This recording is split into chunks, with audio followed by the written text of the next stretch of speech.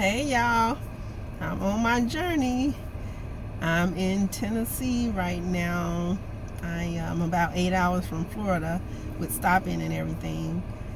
But I just wanted to stop and take a break for about 10 minutes, rest.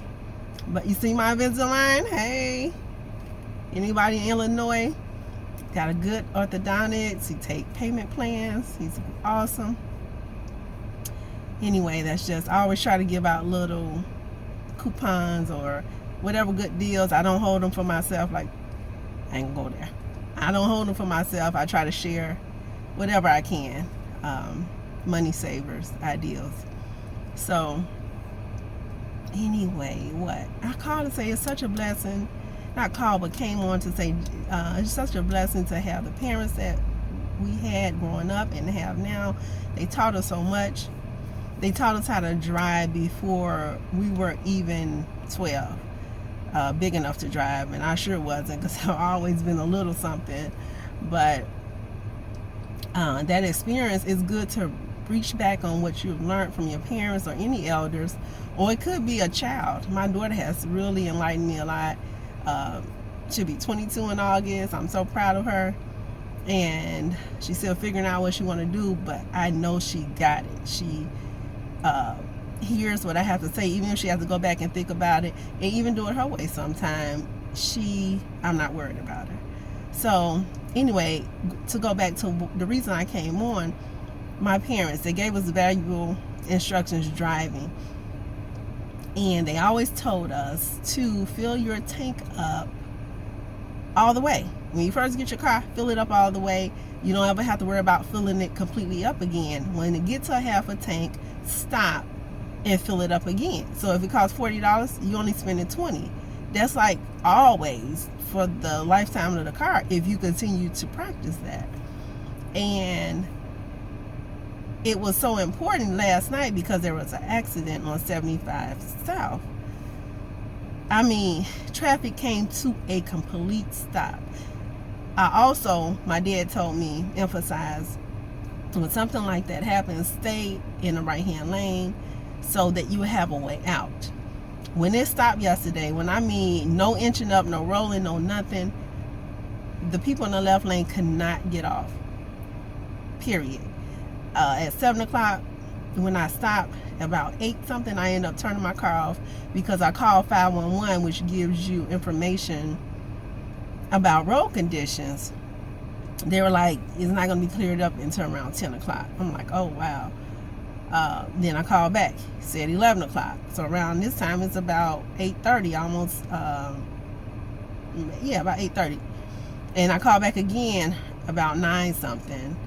And it's like, it kept adding an hour onto the time for the cleanup. It was a truck that had turned over, a car in the trunk. I don't know how it happened, but it was turned over, so it was not inching, budging, period. But I kept seeing cars go off to the shoulder, and after about 2.5 hours, I decided to go because I was expecting it to bag up, but it didn't. So I figured they were getting off at an exit or something. So I was only like maybe 3 blocks from an exit, and so I got off on the exit and ended up going back about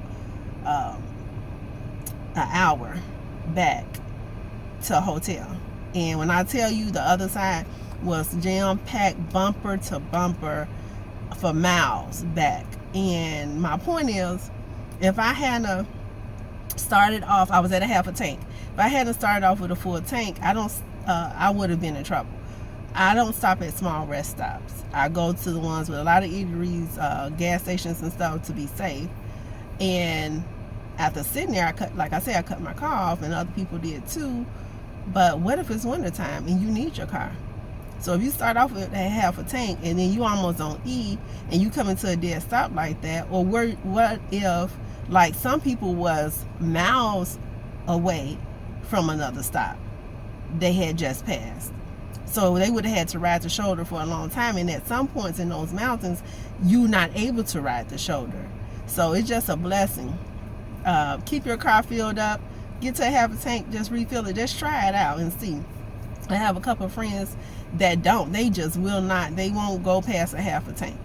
And I just say it all the time, and this is just a prime example of what can happen. But anyway, this is my journey. I'm excited. I get to Florida tomorrow. Tonight. Tomorrow we leave for Vegas for 5 days. Can't wait.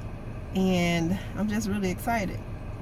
And that hotel I linked, absolutely beautiful. That's a great halfway point to stop. I like to share little tidbits, money saving information, anything I can to help people out. I think that's what we should do in life.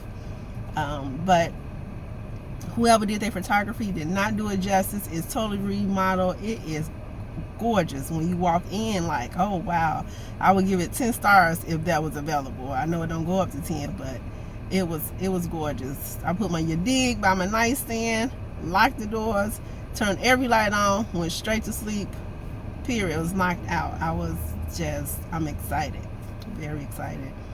But I'm glad I stopped. My cousin Tina from North Carolina was like, just stop, girl. You're going to get tired by the time it hits you. Even though I'm a driver, I'm glad I stopped, and that was great advice. I was just so pumped up, but then the accident happened. So even if, like I said, I went back an hour, it was still safer than just going forward or being on the side of the road because you're just too tired.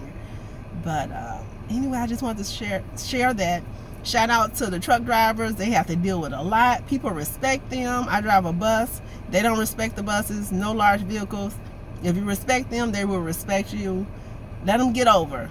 They only be over for a minute. Most of them, this is what they do. This is what I do for a living. So I drive and try to be very courteous. If you do the same for them, then a lot of accidents won't happen. It would be better off for everybody, safer, and you end up meeting them right at the next stop anyway. So just slow down and be courteous to these drivers. Anyway, they go through a lot on these roads, and being tired and trying to provide for their family. Remember, it's their job too. So enough of the parenting. Anyway, I love y'all. See you soon. All right, bye. Oh, what else?